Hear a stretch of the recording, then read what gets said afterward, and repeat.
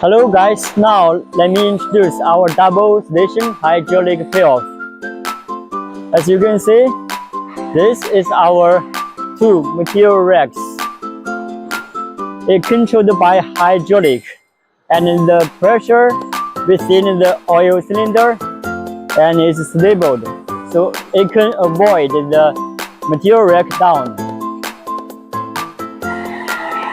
Here is our basket. It can up and down, controlled by oil cylinder. It's easily for thread the wire rod.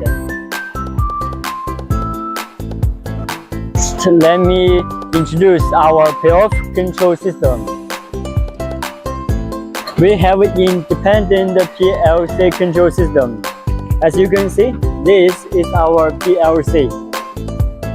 It can guarantee every steps, every action is accurate and precision. Our software is plug and play. You can connect our machine like the wire drawing machine or other machine. Plug and play, then the machine can work. Here is our massive wire detection device.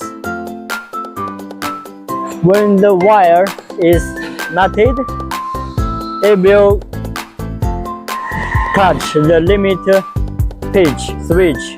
Then the machine will stop automatically.